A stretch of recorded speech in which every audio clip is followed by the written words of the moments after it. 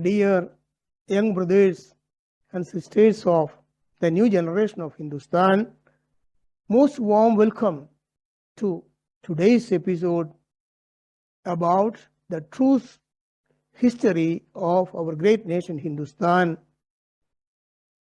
and Hindu Dharma. In the previous episodes, we have seen what exactly is the definition of Hindustan, who is a Hindu, and what is Hindu Dharma, or the most important differences between Hindu Dharma and all other philosophies existed and existing all over the rest of the world.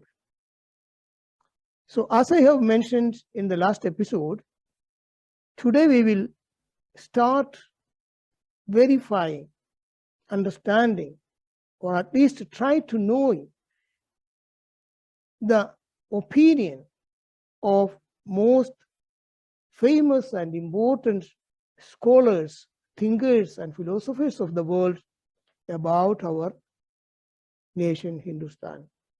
It is very important to understand, at least to have a basic idea of what others have said about the nobility of our great nation.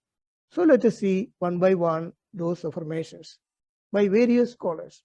In the next couple of episodes also, we will go on these tracks to verify the affirmations of prominent scholars. So let us start understanding one by one what are those opinions or statements.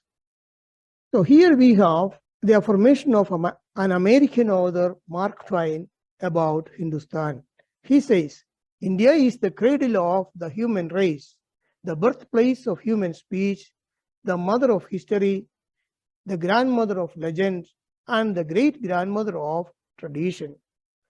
Our most valuable and most instructive materials in the history of man are treasured up in India only.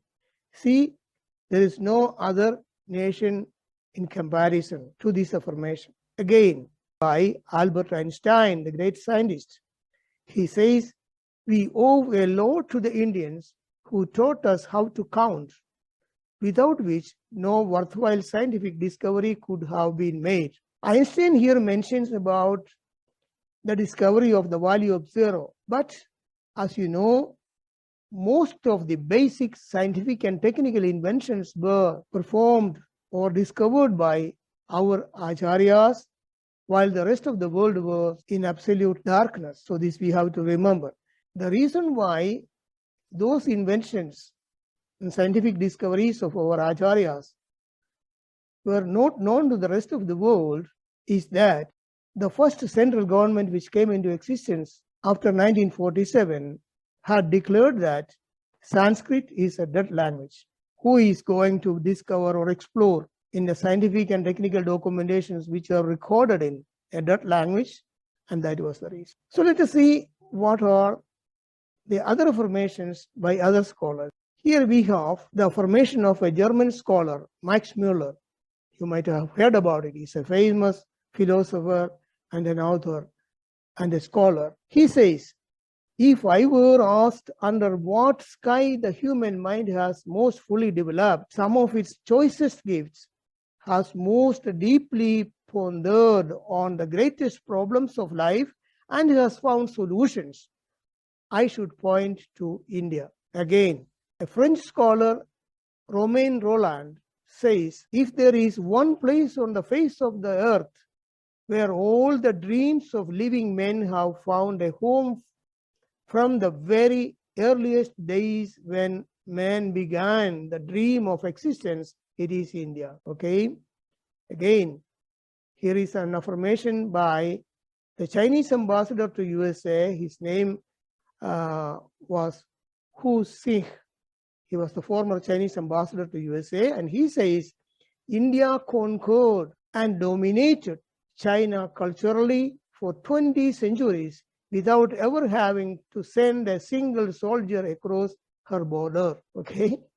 See what a beautiful affirmation. Again, Henry David Thoreau, he's an American thinker and author, and he says a very faithful affirmation about our Vedas. Whenever I have read any part of the Vedas, I have felt that some unearthly and unknown light illuminated me. In the great teaching of Vedas, there is no touch of sectarianism. It is of all ages, climes, and nationalities, and is the royal road for the attainment of the great knowledge. When I read it, I felt that I was under the spangled heavens of a summer night. See how beautiful these affirmations about our great nation. I don't know how many of you have explored in these fields. Anyway, even if some of you have already explored or might have seen such affirmations and know the true history of our nation, I'm quite sure, it's from my experience in interacting with many of the young generation, that they don't know. So let us continue this exploration, as I have already mentioned in the introductory episode. So in the next episodes, at least next couple of episodes, we will see similar affirmations by such prominent and eminent scholars and thinkers of the world about Hindustan. So, see you in the next episode. Thank you very much for paying attention to my words. Jai Hind.